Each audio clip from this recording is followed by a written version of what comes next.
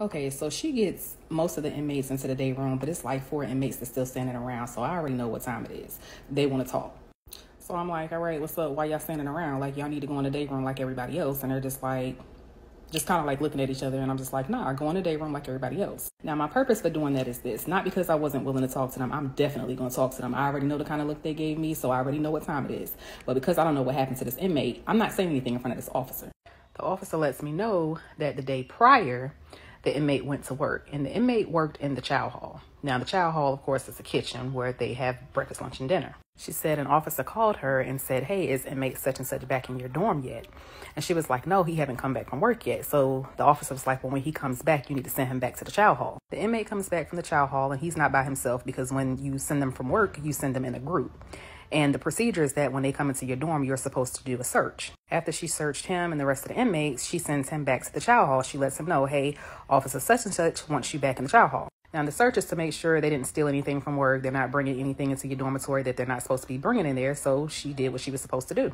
Now, according to this officer, this inmate had absolutely nothing on him. And when she sent him to the chow hall, she sent him there. He was fine. He wasn't beat up. He wasn't bruised or anything. Now it's been a few hours and now it's shift change. So the officer leaves for the night and then she comes back the next day and they assign her to the same dorm again.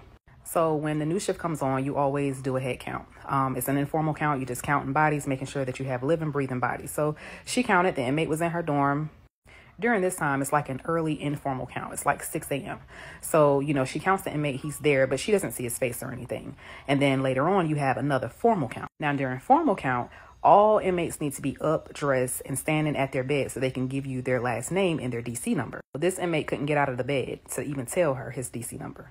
She completes her count, and then a few other inmates come up there to her, the same ones that was standing around when I was down there, and they let her know, like, hey, they beat old boy up. So she's like, who beat old boy up? And there's like the officers.